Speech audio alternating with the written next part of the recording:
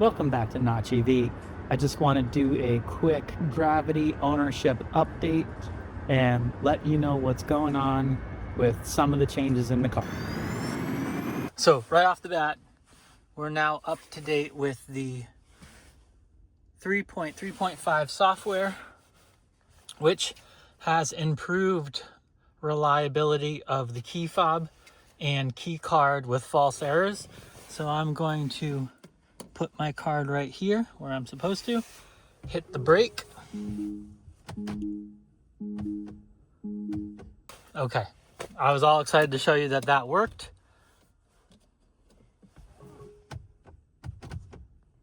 But I think we are still having problems. You can see we have the top console to drive, but it worked for me yesterday. And now we've got nothing. Okay, well, there you go. There you go. Not flawless yet. Still having an issue here. I was all excited to show you that it worked, because it did work. But apparently not all the bugs are worked out. Ownership-wise, everything is mostly good, and I'm having a great time in the car. I added a few little things to my service appointment that I want to get fixed. One of them is actually because of something somebody at Lucid told me at the meetup, which was about this console. If this key card doesn't work, it actually could be that I have a faulty console, and maybe it's not software glitches. So we'll keep an eye on that. But the key card works sometimes and sometimes not, so it's not very clear yet. I also added to the ticket, I noticed up front here, it's super minor. Let's see here if you can see it. There is, like, you would expect your fingers here to go straight down. There's a little bit of a raised amount here. It's really minor, but I figure I will have them look at it. You can sort of see it. Sorry, it's hard to reach and film there. So I'm gonna have them look at that. And I also did notice along here, my sort of lining tucks in a little bit with the windows. It's not even. So I'll have them check them out there. Both really minor things that don't really have much effect on anything. But the key is important to me. So now I just want to go over the range test that I did, because of a few things. One would be that my range test, I'm talking about the 70 mile an hour highway range test. I did 2 of them now. And the second one I bailed on halfway after I did 1 full loop. I think that confused a lot of people, thinking that I only did the elevation one way, but I did it both ways. And what I realized was the weather was warmer, which probably helped, but the elevation, I did not expect to be that up and down throughout the route. And so I think it just sort of voided the range test. So I pulled out and canceled it at 50% because I was slightly under my other range test, which was not helpful, and it didn't seem worth completing. But my first range test that I got up was it was pretty successful in every metric you can measure. And then Tom from State of Charge YouTube channel, he had his loaner from from Lucid, and his Gravity basically, it was almost identical in the stats and mileage that he got versus my range test. So that was very assuring in a sense that I did a range test well, because it was my first one.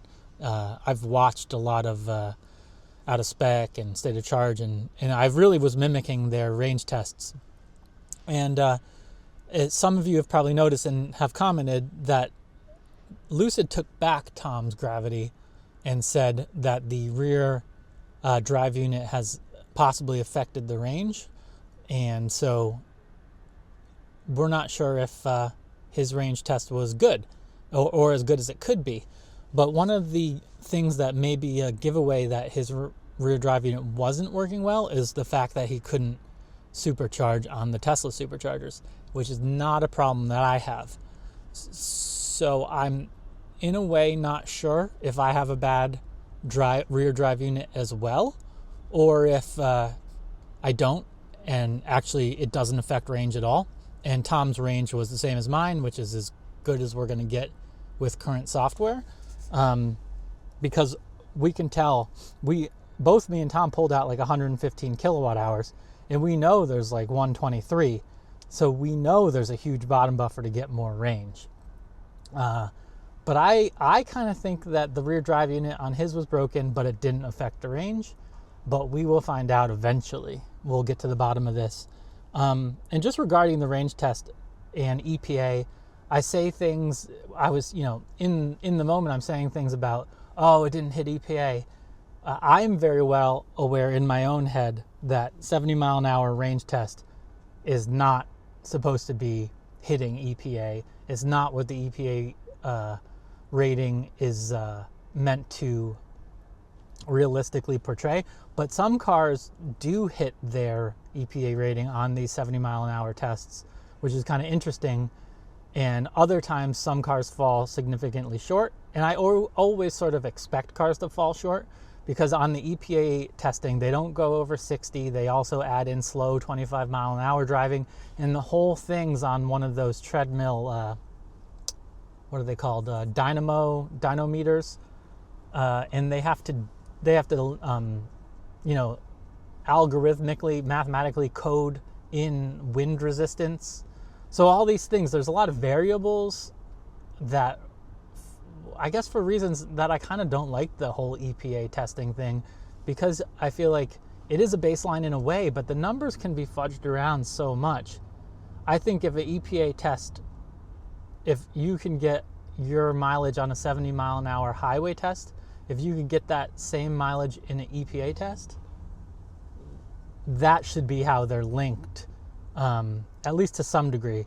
A big difference there is a little bit strange to me, but doing the 70 mile an hour tests are not EPA range, and I know this, and I know that some people want to see faster tests, some people want to see slower tests. Depending on where you are in the country / world, none of this lines up well to your driving, but I do think I chose to do that kind of test because of people like Out of Spec and State of Charge. They've been doing those same tests for years now, so I wanted to kind of fall in line there and follow that, so that this car could be at least seen and rated on a similar baseline to tests previously done with other cars. And that's kind of just how I feel about the 70 mile an hour range test, because I do think that when you're filming and saying things off the cuff, things that make sense in my head, people misconstrue. And yeah, it's different. It's different than EPA, but it's a baseline that I think is useful to have, completely separate of EPA. And it is probably smart to try to not keep stating 450 EPA during these tests. Anyhow, we'll see how this progresses. We'll see if software changes and Lucid opens up more of the bottom buffer. I mean, you could use the bottom buffer, obviously, but see if they could change the 0% to go lower into that buffer so that you feel as though you have more range. And I think these things will change. And what I thought was going to be a nice video showing off that the key card worked actually did not turn out that way. So there you go. That's a little bit of a update. I moved my appointment from the day before Thanksgiving to December 1st because I realized, you get family get-togethers for Thanksgiving, and I wanted to show a lot of people the Gravity at Thanksgiving and do some launches and have some fun with that.